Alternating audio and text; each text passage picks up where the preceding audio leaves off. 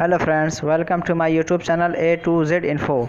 Friends, आज हम discuss करेंगे कुछ मौलाना आज़ाद नेशनल उर्दू यूनिवर्सिटी में जो आपके पेपर्स होने वाले हैं 2020 में, और मुख्तलिफ़ सब्जेक्ट के एग्ज़ाम्स होते हैं, जैसे आपके मैथ का हो गया, बायोलॉजी का हो गया, जिसमें आपके फ़िज़िक्स केमिस्ट्री के क्वेश्चंस आते हैं। तो जैसे कि आप लोगों को पता है कि मौलाना आज़ाद का जो क्वेश्चन बनता है total A to Z Urdu में इसको ट्रांसलेट किया जाता है, तो काफ़ी दुश्वारी होती है लैंग्वेज को लेकर के कुछ लोगों को, कि जो लैंग्वेज इस्तेमाल होता है, टर्मिनोलॉजी इस्तिलाहात इस्तेमाल किए जाते हैं मौलाना आज़ाद नेशनल उर्दू यूनिवर्सिटी के क्वेश्चन पेपर में, वो उन्हें काफ़ी समझने में दुश्वारी होती है, क्योंकि उनका जो बैकग्राउंड होता है, या तो वो हिंदी मीडियम से आते हैं या इंग्लिश मीडियम से आते हैं। उर्दू मीडियम में इतना टेक्निकल टर्म्स की पढ़ाई नहीं होती है, कहीं नहीं होती है। तो सबको दिक्कत होती है कि उर्दू में जब क्वेश्चन आ जाते हैं टेक्निकल टर्म्स का, और उनको सॉल्व करने में दिक्कत होती है। उन्हीं दिक्कतों को मद्देनज़र रखते हुए हम टर्मिनोलॉजी के क्लास लेकर आए हैं। जैसा कि ऊपर दिख रहा होगा आप लोगों को, मानो टेक्निकल टर्म्स। तो यहाँ पे हम कुछ टेक्निकल टर्म्स को समझेंगे जो कि अमूमन इस्तेमाल किए जाते हैं। तो चलिए स्टार्ट करते हैं। और पहली बार चैनल पे आए तो चैनल को सब्सक्राइब करके इसे बेल आइकॉन को दबा दीजिए, दोस्तों को शेयर कर दीजिए, लाइक कर दीजिए। और स्टार्ट करते हैं, समझेंगे कुछ अच्छे मुफरदात को जो आपके एग्ज़ाम्स में, मुख्तलिफ एग्ज़ाम्स में काम आएंगे। टेक्निकल टर्म्स हैं जो मैथ के टर्म्स में इस्तेमाल होता है, फिज़िक्स केमिस्ट्री के टर्म्स में इस्तेमाल होता है। काफ़ी दिक्कत होती है साइंस के बच्चों की, क्योंकि उनकी जो उर्दू होती है थोड़ा कमज़ोर होती है, क्योंकि उनका बैकग्राउंड दूसरा होता है, आउट ऑफ उर्दू लैंग्वेज होता है। जो उर्दू के होते हैं कुछ समझते हैं, लेकिन वो टेक्निकल टर्म्स नहीं समझ पाते। तो ये मसला आज हल हो जाएगा। स्टार्ट करते हैं यहाँ से। फंक्शन, एक आता है फंक्शन जिसको हम कहते हैं तफ़ाउल, ठीक है। फंक्शन को क्या बोलते हैं? तफ़ाउल। आप अगर मोबाइल लेंगे और उसमें उर्दू या अरबी लैंग्वेज करेंगे तो वहाँ भी देगा एक तरह का फंक्शन। फंक्शन जब की होते हैं ना, फंक्शन की बॉक्स जो होता है उसको बोलते हैं तफ़ाउल। ये फंक्शन की बॉक्स जो होगा उसको तफ़ाउल बोलेंगे, फंक्शन, ठीक है। अगला वर्ड है तफ़ाउल तरकीम, function notation. Function notation, function notation क्या होता है? तफ़ाउल तरकीम, यानी जो फंक्शन का जो एरिया होता है उसमें जितने फंक्शन हैं उन तमाम चीज़ों को कहा जाता है फंक्शन तफ़ाउल। अगला वर्ड है फंक्शन रूल, तफ़ाउल ज़ाब्ता। फंक्शन रूल उसको बोलते हैं, यानी फंक्शन में किसी भी चीज़ के चलने का जो नियम कानून दस्तूर होता है उसे हम बोलते हैं तफ़ाउल ज़ाब्ता या फंक्शन रूल। अगला देखते हैं बुनियादी उसूल शुमार, फंडामेंटल काउंटिंग प्रिंसिपल, ठीक है। ये तो क्लियर है। बुनियादी को कहते हैं फंडामेंटल, काउंटिंग को बोलते हैं शुमार, प्रिंसिपल को बोलते हैं उसूल। तो बुनियादी उसूल शुमार या बुनियादी शुमार का उसूल, ठीक है। दोनों तर्जमा आप कर सकते हैं। तो बुनियादी शुमार का उसूल आपका हो जाएगा फंडामेंटल काउंटिंग प्रिंसिपल। मुफरदात काफ़ी अच्छे हो जाएंगे आपके, अगर बहुत सारे प्रैक्टिस सेट के तौर पे इसे मैंने करा दिया है, गालिबन 3-4 सेट मैं बना दिया हूँ, तो उनको देखें आप, और आप अच्छे खासे मुफरदात, वोकैबुलरी, टर्मिनोलॉजी जो है मुख्तलिफ़ एग्ज़ाम्स में इस्तेमाल किए जाते हैं। ख़ासकर मानू में जो भी साइंस स्ट्रीम से एडमिशन लेना चाहते हैं उनको काफ़ी दुश्वारी होती है, लेकिन इनको समझने के बाद काफ़ी आसानी हो जाएगी। चलिए गैलन, गैलन क्या होता है? गैलन को गैलन ही बोलते हैं, ठीक है। गैलन कह सकते हैं कि छोटा मोटा टंक जो होता है उसको हम गैलन बोलते हैं। अगला है तामीम, जनरलाइजेशन। तामीम करना, जनरलाइजेशन, यानी किसी भी चीज़ को ऐसा जनरल बना देता है कि उसका इम्प्लीमेंटेशन हर जगह बराबर हो जाए, उसमें कोई ख़ास सूरत ना हो। जैसा कि होता है एक पब्लिक प्लेस, पब्लिक प्लेस में क्या होता है? पब्लिक प्लेस में हर कोई जा सकता है, ठीक है। उसमें कोई बैरियर नहीं। मान लीजिए कोई नेशनल पार्क है पब्लिक प्लेस, तो वहाँ हर कोई इंसान जा सकता है और मतलब अपनी मर्ज़ी के मुताबिक रह सकता है। तो वो तामीम में क्या होता है? जनरलाइज होता है। वहाँ पे कोई किसी को मना नहीं कर सकता, ठीक है। ज्योमेट्रिक शक्ल, ज्योमेट्रिक शेप, ठीक है। ज्योमेट्रिक जो शक्ल को क्या बोलते हैं? ज्योमेट्रिक शेप बोलेंगे। अगला वर्ड है ज्योमेट्री को ज्योमेट्री बोलेंगे। ग्राफ बनाकर, ठीक है। ग्राफिकली, ग्राफिकली को बोलते हैं ग्राफ बनाना। ग्राफ बनाना, ग्राफिकल करना, ग्राफ बनाना। ग्राफ मतलब कोई फिगर बना रहे हैं आप, तो एक तरह का ग्राफिंग कर रहे हैं उसे आप, ठीक है। अगला देखते हैं सिलाई खिदमत। सिलाई खिदमत किसे कहते हैं? ग्रेट्यूटी, ग्रेट्यूटी, ग्रेट्यूटी को बोलते हैं सिलाई खिदमत। आदे आज़म काफ़ी डिफ़िकल्ट वर्ड होता है, चूँकि अगर वो आप इंग्लिश में समझ रहे हैं तो इसको उर्दू में अगर समझेंगे तो आसानी होगी। इस तरह करके अगर उर्दू में समझ रहे हैं तो इंग्लिश के थोड़ा बहुत आपको हेल्प मिल जाएगा, तो देख के थोड़ा बहुत इससे आप सहायता ले सकते हैं। 10 मिनट 15 मिनट का वीडियो है, कुछ ज़्यादा वक्त का नहीं है, ठीक है। तो आदे आज़म को क्या बोलते हैं? Greatest common factor. आदे आज़म ग्रेटेस्ट कॉमन फैक्टर होता है जो आपका ठीक है। एलसीएम होता है, एचसीएफ होता है, जो फैक्टर होता है उसको बोलते हैं आधे आज़म, ग्रेटेस्ट कॉमन फैक्टर। अगला वर्ड देखते हैं ऊंचाई। ऊंचाई एक वर्ड है, उसका माना क्या है आपको बताना है कि उसका ऊंचाई को हाइट बोलते हैं, नॉर्मली भी इसको हाइट ही बोला जाता है। तो ग्राम की किस्म क्या है? हिस्टोग्राम, ठीक है। हिस्टोग्राम में क्या होता है, एक तरह का डेटा कलेक्ट किया जाता है। अगर कोई नंबर है उसको कैलकुलेट करके या कैलकुलेशन का जो मेथड है उसको यूज़ करके एक तरह का डेटा कलेक्शन के लिए हिस्टोग्राम का प्रयोग किया जाता है, इस्तेमाल किया जाता है। वित्र किसे बोलते हैं? वित्र आपका बोलते हैं हाइपोटेनस को वित्र बोलते हैं, ठीक है। तो वित्र के माने उर्दू में इसके क्या होता है? 3 को वित्र बोलते हैं, ठीक है। हाइपोटेनस आप याद रखें, अगर हाइपोटेनस का के हवाले से कॉन्सेप्ट आ रहा है तो उसको उर्दू में क्या दिया जाएगा? वित्र। तो प्लीज़ ऐसे वर्ड्स को ज़रूर ये आप लोग देख लीजिए, नोट कर लीजिए। हाइपोटेनस क्योंकि मुस्तामल है आपके साइंस टर्म्स में, तो इसे आप देख लीजिए। तसव्वुरात को बोलते हैं आइडियाज़, ठीक है। आइडियाज़, ओपिनियंस को हम बोलते हैं तसव्वुरात। मुताबिका आइडेंटिटी, आइडेंटिटी को बोलते हैं मुतताबिका, पहचान के माने में है।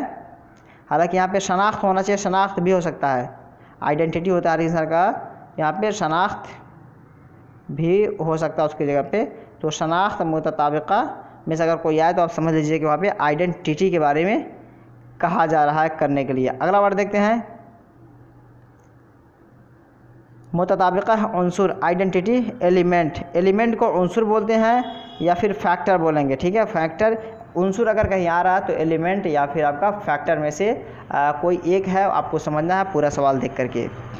तो आप अपने प्रीवियस नॉलेज को ज़रूर थोड़ा सा रिवाइज़ कर लीजिए। बुक्स जो आप पढ़े हैं मैथ के उसे आप पढ़ लीजिए, और उसके टर्म्स को यहाँ पे जो बताया जा रहा है उसमें से अगर टकरा रहा है और सवाल इस तरह बनते हैं तो आप उसे प्रैक्टिस करें, इसलिए कि सेल्फ स्टडी जो आपकी है वो ज़्यादा काम करती है। कॉन्सेप्ट आप यहाँ से लीजिए, सेल्फ स्टडी से आप अपने कंटेंट को मजबूत कीजिए, ठीक है। और उसमें इन्वॉल्व करके इस चीज़ को अपने आप को एक तरह का परफेक्ट रेडी रखिए, तैयार कीजिए। तो ये एक तरह का अच्छा तरीका होता है कि मतलब सेल्फ इवैल्यूएशन और सेल्फ प्रिपरेशन होना चाहिए। अगला वर्ड देखते हैं जमा की मुताबिकती खासियत, identity property of addition, identity proportion of addition, जमा की मुताबिकती खासियत, ठीक है। जमा की मुताबिकती खासियत यानी कोई चीज़ मुताबिकत मतलब होता है किसी चीज़ को किसी चीज़ से कंपेयर करना। तो मुताबिकती खासियत अगर हो तो उसे हम बोलते हैं आइडेंटिटी प्रॉपर्टी ऑफ एडिशन। अगला वर्ड देखते हैं ज़र्ब की मुतताबिकाती खासियत, ठीक है। Identity property of multiplication. और इसी तरह अगर आपका दे जमा हो गया, ज़र्ब हो गया, तकसीम हो गया, घटाना हो जाए, तो सब में आप लगा सकते हैं अपने हिसाब से इस तरह यहाँ पे। और अगर मान लेते हैं तकसीम हो गया तो हो जाएगा आइडेंटिटी प्रॉपर्टी ऑफ मल्टीप्लिकेशन, ठीक है। यहाँ पे है, फिर दे देगा आइडेंटिटी प्रॉपर्टी ऑफ डिवीज़न। तो यहाँ पे उर्दू में कर देगा तकसीम की मुताबिकाती खासियत। तो ये थोड़ा सा आप देख लीजिए, सब नहीं दिया तो आप सबको ऐसे कर सकते हैं सेट। इमेज, शक्ल, इमेज बोलते हैं अक्स को, ठीक है। अक्स, शक्ल को इमेज बोलते हैं। गैर मुमकिन नताइज, इम्पॉसिबल आउटकम्स, गैर मुमकिन नताइज को क्या बोलते हैं? इम्पॉसिबल आउटकम्स, यानी जो नताइज, जो आपका परिणाम आना चाहिए वो परिणाम ना आके कुछ और आ जा रहा है, तो ठीक है, उसे बोलते हैं गैर मुमकिन नताइज। गैर मुमकिन नताइज अगर आए तो इम्पॉसिबल आउटकम्स, यानी जो रिज़ल्ट आना चाहिए वो रिज़ल्ट ना आके कुछ और आ रहा है, ठीक है। आमदनी को बोलते हैं इनकम, इट्स क्लियर। बिल वास्ता को बोलते हैं इनडायरेक्ट, ठीक है। एक होता है वास्ता बेगैरिल वास्ता, एक होता है बेगैरिल वास्ता, एक होता है बिल वास्ता। बेगैरिल वास्ता यानी कोई वास्ता नहीं, डायरेक्ट जिसको कहते हैं। बिल वास्ता कहते हैं एक तरह का वास्ते के साथ, उसे हम बोलते हैं इनडायरेक्ट। तो ये दो वर्ड्स हैं, लेकिन यहाँ पे बिल वास्ता दिया, वास्ते बगैर वास्ते के तो आपका हो जाएगा इनडायरेक्ट। अगर वास्ते के साथ होता तो मतलब बा वास्ता, ठीक है। इस्तिक़राई इस्तिदलाल, इंडक्टिव रीजनिंग, ठीक है। इंडक्टिव रीजनिंग और आपका इस्तिक़राई इस्तिदलाल, और फिर अगर उसी का इस्तिख़राजी इस्तिदलाल कह दिया जाए तो डिडक्टिव रीजनिंग हो जाएगा। ये एक तरह का टीचिंग मेथड है, ठीक है। तो इंडक्टिव मेथड जो ज़्यादातर होता है वो लैंग्वेज के लिए, और डिडक्टिव मेथड जो है अगर पूछेगा कि मैथ अगर आपके उसमें टीचिंग मेंटल एबिलिटी या फिर टीचिंग एप्टीट्यूड में क्वेश्चन आए कि आप बच्चों को इल्म रियाजी किस तरह से पढ़ाएंगे, किस तरीक़ा से, इस्तिक़राई तरीक़ा या इस्तिख़राजी तरीक़ा। तो इस्तिक़राई आप समझ लीजिए कि इस्तिक़राई किसे कहते हैं, इंडक्टिव को इस्तिक़राई कहते हैं और डिडक्टिव को इस्तिख़राजी कहते हैं। तो हम मैथ पढ़ाने के लिए हम हमेशा इस्तिख़राजी तरीक़ा यानी डिडक्टिव का इस्तेमाल करते हैं। ये सवाल अगर बनेगा तो आप इसका आंसर यहाँ से आराम से कर देंगे। ना बराबरी कहते हैं इनइक्वालिटी यानी बराबर ना होना, गैर मसावात भी कहते हैं इनइक्वालिटी, असमानता भी कहते हैं, ठीक है। इस्तिक़राई और ना बराबरी के बाद गैर रिवायती या गैर रस्मी, इनफॉर्मली, एक होता है फॉर्मली, रस्मी होता है इनफॉर्मली, गैर रिवायाती या गैर रस्मी। दरआमदी कीमत इनपुट वैल्यूज़, ठीक है। दरामदी कीमत क्या है, इनपुट वैल्यूज़, और बरामदी कीमत आउटपुट वैल्यूज़। समझ लीजिए इसको, दरामदी कीमत के बारे में पूछा जाएगा तो इनपुट वैल्यूज़ आपको ध्यान में रखना है, उसके हिसाब से काम करना है। और अगर बरामदी कीमत के हवाले से बात की जाएगी तो आउटपुट कीमत आपको जहन में रखना है, ठीक है। आउटपुट वैल्यूज़ आपको जहन में रखना है। इंटीगर क्या है, आदद। इंटीगर किसे बोलते हैं, आदद को बोलते हैं, नंबर को बोलते हैं, सीरीज़ को बोलते हैं, इंटीगर बोलते हैं उसे। अगला वर्ड देखते हैं, कुछ थोड़े से और वर्ड है, ज़्यादा नहीं। पूरा मुकम्मल को क्या बोलेंगे, इंटीग्रल, ठीक है। पूरा हो जाए, मुकम्मल हो जाए, इंटीग्रल। कंप्लीट के माने में भी इसको लिया जाता है, तो आसानी से लिए आप समझिए। पूरा मुकम्मल तो आसान है। मुकम्मल एदाद किसे कहते हैं, इंटीग्रल एक्सपोनेंट्स। इंटीग्रल एक्सपोनेंट्स एदाद किसे कहते हैं, नंबर्स को कहते हैं। चूँकि यहाँ पे कह सकता है कि कंप्लीट नंबर्स या ऑल नंबर्स, लेकिन ये एक तरह का टेक्निकल टर्म है। तो यहाँ पे इंटीग्रल के माने होता है मुकम्मल, एक्सपोनेंट्स के माने नंबर्स एदाद। तो यहाँ पे मुकम्मल एदाद को इंटीग्रल एक्सपोनेंट्स कहते हैं, ये आप ज़हन नशीन रखें। मरबूत करना, इंटरकनेक्ट, मरबूत करना जोड़ने के माने में इस्तेमाल होता है। इंटरकनेक्ट करना यानी एक चीज़ को दूसरे चीज़ से जोड़ के रखना। ये टर्म्स हैं सभी लोग के लिए फ़ायदेमंद है। जो आपके एसएसटी के हैं उनमें भी जो सवाल बनाया जाता है ज्योग्राफी में, कुछ ऐसे टर्म्स होते हैं जो साइंटिफिक लगते हैं, ठीक है। तो ज्योग्राफी ही नहीं बल्कि सारे सब्जेक्ट्स के लोग देखें, ताकि उनके अगर मुफरदात कमज़ोर हैं, सवाल को समझने में दिक्कत होती है, तो ये आपका जो दिक्कत है ख़त्म हो जाएगा आसानी से। तो इंटरकनेक्ट को क्या कहते हैं, मरबूत करना। इंटरेस्ट को क्या बोलते हैं, सूद। जिस तरह बैंक में आपका सूद के माने क्या होता है, फ़ायदा और लाभ को हम बोलते हैं। लेकिन अगर इसी को हम पैसा या फिर बैंक से रिलेट करते हैं तो इंटरेस्ट क्या होता है, इंटरेस्ट का बहुत सारे मानी होते हैं, ठीक है। लेकिन अगर इसको हम इकोनॉमिक में ले आके जोड़ते हैं तो एक तरह का बैंक से जो हमको इंटरेस्ट मिलता है, सूद मिलता है, फ़ायदा मिलता है, तो वो आपका हो जाता है। तो सूद बोलते हैं आपका, आई थिंक कि हिंदी में भी यही बोलते हैं, और उर्दू में से सूद बोलते हैं, और इंग्लिश में से इंटरेस्ट बोलते हैं।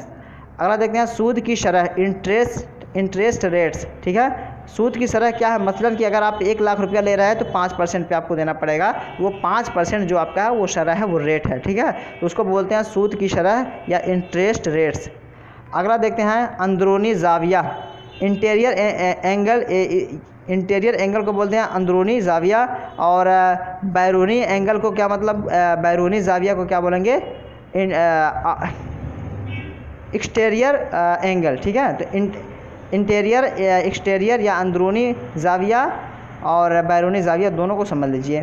तर्जमानी या तौज़ीह, इंटरप्रेट करना, क्या, इंटरप्रिटेशन के माने होते हैं तर्जमा करना, किसी चीज़ को बताना, किसी चीज़ को समराइज़ करना, खुलासा करना, ठीक है। तो इंटरप्रेट कहते हैं तर्जमानी करना, तौज़ीह करना। अगला देखते हैं, अगला वर्ड है ग्राफ की तौज़ीह करना, इंटरप्रेट ग्राफ्स। इंटरप्रेट ग्राफ्स, जैसे कि अभी एक गुजरा है हिस्टोग्राम, ठीक है। हिस्टोग्राम कह लीजिए या मीन मीडियन मोड जो भी निकाला जाता है आपका, उसका जो एक तरह का ग्राफ होता है, उस ग्राफ को मतलब हर कोई समझ नहीं पाता। कभी कभी ऐसा होता है जैसे यहाँ से उठा, फिर आके जिस तरह आज के मतलब कोविड-19 का ग्राफ जो है बढ़ता जा रहा है, ठीक है। तो ग्राफ को समझना ज़रूरी है कि यहाँ पे कम है, फिर आहिस्ता आहिस्ता के बढ़ता जा रहा है। इसका मतलब कि ये पीक पे जा रहा है, ठीक है। तो बढ़ोतरी इसमें पैदा हो रही है। नेक्स्ट देखते हैं, तो ग्राफ की तौज़ीह करना, तो उसे एक्सप्लेन करने की ज़रूरत है कि ये पहले कम था लेकिन इसका जो रेट है बढ़ते जा रहा है काफ़ी तेज़ी से। नाक़िस तरीक़ाकार, नाक़िस तरीक़ाकार कहते हैं इनवैलिड अप्रोच। नाक़िस तरीक़ाकार का मतलब क्या होता है? ऐसा तरीका अपनाना जिससे कोई फ़ायदा ही ना हो। जैसे कि बच्चों को पढ़ाने के लिए इंडक्टिव डिडक्टिव मेथड बताया गया है कि लैंग्वेज वगैरह पढ़ा रहे हैं तो आपको इंडक्टिव मेथड यानी इस्तिक़राई तरीका इस्तेमाल करना है, और मैथ पढ़ा रहे हैं तो इस्तिख़राजी तरीका यानी डिडक्टिव मेथड इस्तेमाल करना है। लेकिन इसके अलावा कोई ऐसा तरीका इस्तेमाल कर रहे हैं आप जिससे कि कोई फ़ायदा ही नहीं हो रहा है तो वो आपका इनवैलिड अप्रोच में माना जाएगा, नाक़िस तरीक़ाकार या नाक़िस तरीक़े तदरीस माना जाएगा या इनवैलिड टीचिंग मेथड माना जाएगा। तो ये कुछ वर्ड्स हैं जिन्हें आप देखें और हम कोशिश करते हैं कि इनके टोटल 8-10 पार्ट्स आपको करा दें ताकि आपके पास अच्छा खासा 200-300-400 वर्ड्स हो जाएंगे तो आप आसानी से इंशाल्लाह कोई दुश्वारी नहीं होगी। तो पहली बार चैनल पे आए हैं और मानो की प्रिपरेशन कर रहे हैं तो चैनल को ज़रूर सब्सक्राइब करें, दोस्तों को शेयर करें, बेल आइकन दबा के रखें, वीडियो को लाइक कर दें, दोस्तों को शेयर करें जो कोई भी मानो की प्रिपरेशन कर रहे हैं ताकि उनकी भी तैयारी अच्छी हो जाए और आप उनकी रहनुमाई करें। तो चलिए फिर मिलते हैं नेक्स्ट वीडियो में, तब तक के लिए have a nice day, have a good day, that's all, thank you, bye, खुदा हाफिज़, टेक केयर।